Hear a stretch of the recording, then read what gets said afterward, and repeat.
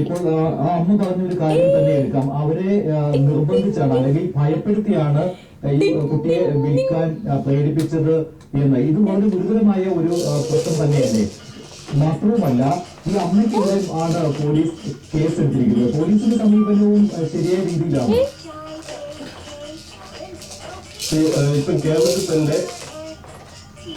തന്നെ അൺവെഡ് മദേഴ്സ്, അതായത് വിവാഹ ബന്ധത്തിൽ ഏർപ്പെടാത്ത ഗർഭിണിയായ സ്ത്രീകളെ സംരക്ഷിക്കുകയും അവർ പ്രസവിച്ച ശേഷം അവർക്ക് കുട്ടികളെ കൊണ്ടുപോകാൻ താല്പര്യമില്ലെങ്കിൽ കുട്ടികളെ സംരക്ഷിക്കുകയും അഡോപ്ഷന് കൊടുക്കുന്ന പല സ്ഥാപനങ്ങളുണ്ട്.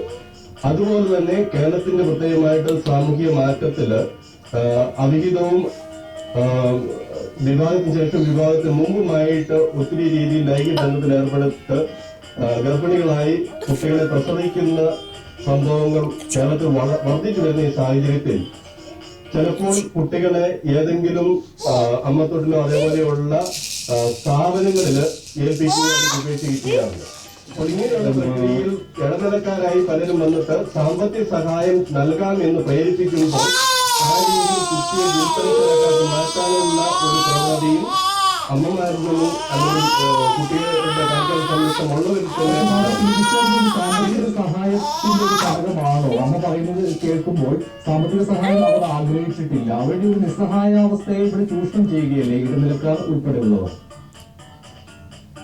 ഒന്ന്, സാമ്പത്തിക സഹായത്തിന്റെ പേരിലുള്ള ചൂഷണം. രണ്ടാമതായിട്ട് ഇന്ന് കേരളത്തിൽ 6000-ലധികം കപ്പിൾസ് അല്ലെങ്കിൽ ഫാമിലീസ് കുട്ടികളെ അഡോപ്റ്റ് ചെയ്യാൻ ദത്തെടുക്കാനായിട്ട് തയ്യാറായി മുന്നോട്ട് വരികയും കുട്ടികൾ ഇല്ലാതിരിക്കുന്ന അവസരത്തിലും അഡോപ്ഷൻ, അതായത് സ്വന്തമായ കുട്ടികളില്ലാതെ അതിനുവേണ്ടി ആഗ്രഹിക്കുന്ന ഒത്തിരി ദമ്പതികളുടെ എണ്ണം അല്ലെങ്കിൽ വ്യക്തികളുടെ എണ്ണം കൂടി വരുന്നുണ്ട്. അപ്പൊ ആ സാഹചര്യത്തിൽ നിയമാനുസൃത ദത്തെടുക്കൽ പ്രക്രിയയിലൂടെ കുട്ടികളെ നേടുവാനായിട്ട് പല പരിമിതികൾ ഉള്ളതുകൊണ്ട് ഈ എളുപ്പ വഴി എന്ന രീതിയിൽ 5000 അല്ല 5 ലക്ഷം വരെ വേണമെങ്കിലും കൊടുത്ത് കുട്ടികളെ കൈവശമാക്കാനായിട്ട് തയ്യാറെടുപ്പോടും മുന്നോട്ട് വരുന്ന ഒത്തിരി പേരുണ്ട്.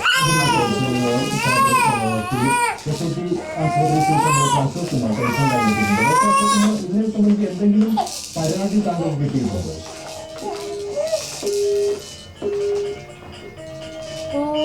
സാങ്കേതിക തകരാറുണ്ട്. ലക്ഷ്മിപ്രിയ, ഇത്തരം ഈ വാർത്ത പുറത്തു വന്നതിന് ശേഷം ഉച്ചയോടുകൂടിയാണ് ഈ വാർത്ത പുറത്തു വന്നത്. അതിനുശേഷം ഏതെങ്കിലും ഒരു തരത്തിലുള്ള അന്വേഷണമോ മറ്റോ പോലീസിന്റെയോ മറ്റു ഭാഗത്തു നിന്നും ഉണ്ടായതായി ശ്രദ്ധയിൽപ്പെട്ടിട്ടുണ്ടോ?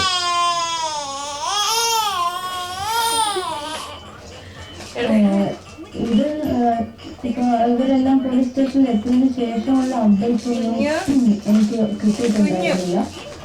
പിന്നീടാണ് ഞാൻ അറിയുന്നത് 2 കൂട്ടർക്കെതിരെയും കേസെടുക്കാനുള്ള ഇതില്ല. ഈ അമ്മക്കെതിരെയാണ് കേസെടുക്കാനുള്ള എടുക്കാൻ പോകുന്നത്. അതിനുശേഷമുള്ള ബാക്കി അന്വേഷണങ്ങളെ പറ്റിയുള്ള അപ്ഡേറ്റ്സ് ഒന്നും എനിക്ക് കിട്ടിയിട്ടുണ്ടായിരുന്നില്ല.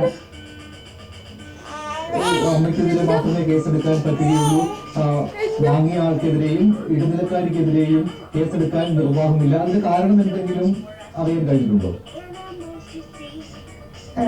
ഞാൻ ആലോചിച്ചപ്പോ ഞാൻ നേരത്തെ പറഞ്ഞത് ഒരു കൈക്കൂലി കൊടുക്കുകയാണെങ്കിൽ 2 ഭാഗത്തും തെറ്റുണ്ട്. കൊടുക്കുന്ന ആൾക്ക്